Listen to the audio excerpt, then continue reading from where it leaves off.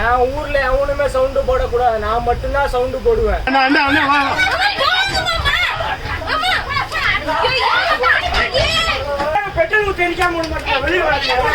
Sir வணக்கம் sir, என் பேர் ரமா பிரபா. நான் கோயம்புத்தூருங்க. நான் கோயம்புத்தூர்லேருந்து சென்னை என் தம்பி குழந்தை டெலிவரிக்காக போயிருந்தேன். டெலிவரி முடிஞ்சு நேற்று 14 நாளுங்க. சரி வீட்டுக்கு கூட்டிகிட்டு வந்து இங்கே கொஞ்ச நாள் பார்க்கலான்னு சொல்லிட்டு ட்ரெயினில் ரிசர்வேஷன் டிபார்ட்மெண்ட்டில் ரிசர்வ் பண்ணி டிக்கெட் போட்டு ஒரு S9 4 டிக்கெட் எனக்கு, S10ல் ஒரு டிக்கெட் என் தம்பிக்கு போட்டு நாங்கள் வந்தோம். வந்துட்டு இருக்கும் போது பார்த்தீங்கன்னா ஈரோட்டில் ஒரு 6 பசங்க ஏறினாங்க. அந்த பசங்க எப்படி ஏறினாங்கன்னா ஏறினதுலேருந்து ஒரே கலட்டாங்க. கொஞ்ச நேரம் கழிச்சு தூக்கம் வந்து கத்துறாங்க, தட்டுற சத்தம் கேட்டு நான் எந்திரிச்சு உட்காந்து, தம்பி இங்கே குழந்தை இருக்கு, இந்த பக்கம் சத்தம் போடாதீங்க அப்படின்னு சொன்னேன். ஃபர்ஸ்ட் டைம் நான் அதை தான் சொன்னேன். அப்புறமேட்டுக்கு சரிங்கன்னு சொல்லிட்டு அந்த பக்கம் போனாங்க. அப்புறம் பார்த்தீங்கன்னா இன்னும் ரொம்ப ஓவரா சவுண்டு விட்டு செல்போனில் பாட்டு போட்டு ஒரே ஆட்டமும் பாட்டமுமா இருந்துச்சு. அப்புறம் பார்த்தீங்கன்னா ஸ்மோக் பண்ணிட்டு ட்ரிங்க்ஸ் வாசனை ஏதோ இப்படி தேய்ச்சி ஏதோ வேற போடுறாங்க. அந்த ஸ்மெல்லை பார்த்தோன்னே நான் என்ன பண்ணேன், ஸ்மோக் பண்ணுறீங்க, குழந்தை ரொம்ப குட்டி குழந்தைப்பா, இந்த பக்கம் செய்யாதீங்கன்னு திருப்பியும் கூப்பிட்டு சொன்னேன். அப்புறமேட்டுக்கு அவங்க திருப்பி 2-3 டைம் சொல்லியும் கண்ட்ரோல் ஆகலை. ரொம்ப சவுண்ட் விடவும் நான் என்ன பண்ணேன், செல்ஃபோனில் வீடியோ எடுத்தேன். வீடியோ எடுத்ததை பார்த்து இன்னும் அவங்க ஓவரா பண்ணாங்க. ஓவரா பண்ணோடனே நான் என்ன பண்ணேன், இதுக்கு மேலே சேஃப்டி கிடையாது, ஏன்னா ரொம்ப கிட்ட மூவ் ஆகி வந்து டான்ஸ் பண்ணுறது அந்த மாதிரி பண்ணிட்டு இருந்தாங்க. சரி இது சேஃப்டி கிடையாது, ஏன்னா அவ்வளோ தூரம் நான் கேட்குறேன், பக்கத்தில் யாரும் ஹெல்ப் பண்ணலை. பக்கத்தில் இருக்க பேசஞ்சர் அந்த பக்கம் திரும்பி படுத்துக்கிட்டாரு. மேலே இருக்கவங்களாம் வீடியோ எடுத்துட்டு இருக்காங்கிறது அப்புறம் தான் எனக்கு தெரிஞ்சு. நான் ஒரு ஆள் மட்டும் கேட்குற மாதிரி இருந்துச்சு, யாரும் ஹெல்ப் பண்ணலன்னே பக்கத்து கம்பார்ட்மெண்ட்டில் இருக்க தம்பியை வர சொன்னேன். நான் தம்பி இங்கே ஒரே பிரச்சனையா இருக்கு வாப்பான்னு சொல்லி அந்த பையன் வந்து கேட்க தான் செஞ்சான், என்னப்பா இப்படி பண்றீங்க அந்த பக்கம் போங்கன்னு. அதுக்குள்ளேயுமே அடிக்க ஆரம்பிச்சு ரொம்ப பேட் வேர்ட்ஸ் யூஸ் பண்றாங்க, ரொம்ப மரியாதை குறைவா பேசுறாங்க. அந்த நேரத்தில் என்ன பண்றதுன்னு தெரியல. எனக்கு வந்து ஹெல்ப்புக்கு யாராவது இருந்தா நல்லா இருந்திருக்கும்னு பார்த்தேன். நான் யோசிச்சேன். பாத்தீங்கன்னா அந்த இடத்துல டிடிஆர் அன்னைக்கு ஃபுல்லா செக்அப் வரலங்க, செக்கிங் வரல. அப்புறம் பாத்தீங்கன்னா அதுக்குள்ள இருக்கிற போலீஸ் இருப்பாங்க, அவங்களும் இல்ல. எனக்கு வந்து அடுத்து என்ன ஹெல்ப் பண்றதுன்னு தெரியல. அங்க பக்கத்துல இருந்தவங்களும் போலீஸ்க்கு ட்ரை பண்ணிட்டே இருந்திருக்காங்க, அதையும் யாரும் அட்டன் பண்ணல. அந்த நேரத்துல 2-3 பேர் நாங்க ட்ரை பண்ணோம்னு அப்புறம் சொன்னாங்க.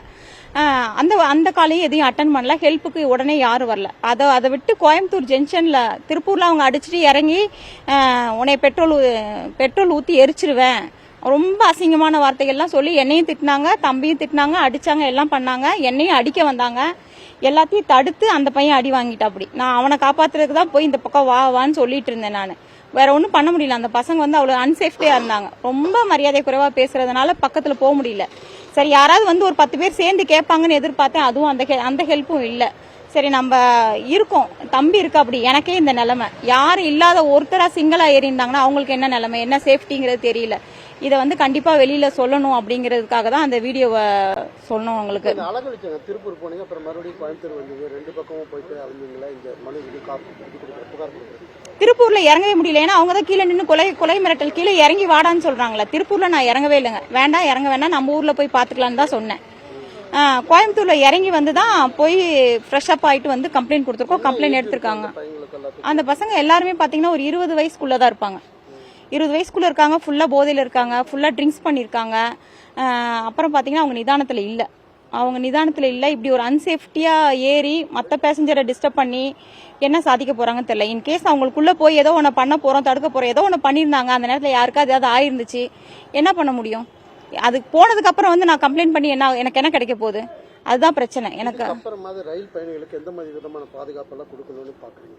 பேசஞ்சர் வந்து சேஃப்டியா வரணுங்க. அதுக்கு வந்து அவங்க எப்பவுமே சேஃப்டியா இருக்கணும். அது வந்து எல்லா ஃபோர்ஸும் அவங்களுக்கு இருக்கணும். ஒரு பேசஞ்சர் இப்போ கால் பண்றாங்களா, அதை உடனே அட்டன் பண்ணணும், ரெஸ்பான்ஸ் பண்ணணும். ஃபர்ஸ்ட் வந்து ஒருத்தவங்க பேசுறாங்க, அவங்களுக்கு ரெஸ்பான்ஸ் பண்ணி பதில் சொல்லணும். இந்த மாதிரி பண்ணலாம், இல்ல ஒரு ஐடியாவா சொல்லணும், நீங்க இதுக்கு அடுத்து இந்த மாதிரி பண்ணுங்க அப்படின்னு சொல்லணும். பக்கத்துல இருக்கவங்க வந்து ஒருத்தவங்களை வந்து அரவணைக்கணும். இப்போ ஒருத்தவங்க பிரச்சனையில் இருக்காங்க அப்படின்னா பக்கத்துல இருக்கவங்க நம்மளுக்கு இல்லப்பா அந்த பிரச்சனை அப்படி போக கூடாது, அவங்க வந்து அவங்களை அரவணைக்கணும். அந்த மாதிரி விஷயங்கள் எல்லாம் இப்ப பண்றது இல்லை யாரும்.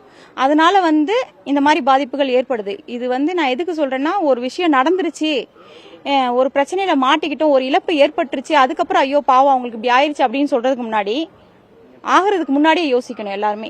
இந்த மாதிரிலாம் நடக்குது, இதை வந்து எப்படி தடுக்கலாம்? ஆமா பாத்துட்டு இருந்தாங்க, எல்லாருமே பாத்துட்டு தான் இருந்தாங்க. ஒருத்தர் மட்டும் தான், ஒரே ஒருத்தர் மட்டும் தான் 3 பேர் ஹெல்ப் பண்ணாங்க, வீடியோ எடுத்தாங்க, ஒருத்தர் வந்து பேசினா தவிர மிச்ச எல்லாருமே ஹெல்ப் பண்ணல, யாருமே ஹெல்ப் பண்ணலைங்க. அது வந்து எனக்கு ரொம்ப டிசப்பாயிண்டடா இருந்துச்சு. ஒரு 4 பேர் சேர்ந்து வந்திருந்தாங்கன்னா அவங்க அந்த அளவுக்கு அடிக்கிற அளவுக்கு போயிருக்க மாட்டாங்களோ அப்படின்னு. தம்பியை இப்போ காப்பாத்துறதுக்கு போகணுன்னாலும் பயம்தான், ஏதோ வச்சிருவாங்களோ இல்ல குத்திடுவாங்களோ இல்ல. அந்த பசங்க வந்து ஃபுல் போதையில இருக்காங்க, அவங்க நிதானத்துல இல்லைங்கிறது தெரிஞ்சு பக்கத்துல போக கூடாதுன்றது மட்டும் தான் தெரிஞ்சிச்சு. அப்ப அவ்வளவு தூரம் பேசி அவங்க எகிரி வரும்போது என்ன பண்ண முடியும்? யாரோட சப்போர்ட்ல நம்மள பாதுகாத்துக்க முடியும்? நம்மளுக்கு யார் சப்போர்ட் பண்ணுவா? கவர்மெண்ட் சப்போர்ட் பண்ணும், போலீஸ் சப்போர்ட் பண்ணும். அந்த அவேர்னஸ் வந்து இவங்க வரணும். இனிமேலாவது அடுத்த பேசஞ்சருக்கு இந்த மாதிரி ஒரு விஷயம் நடக்கக்கூடாது.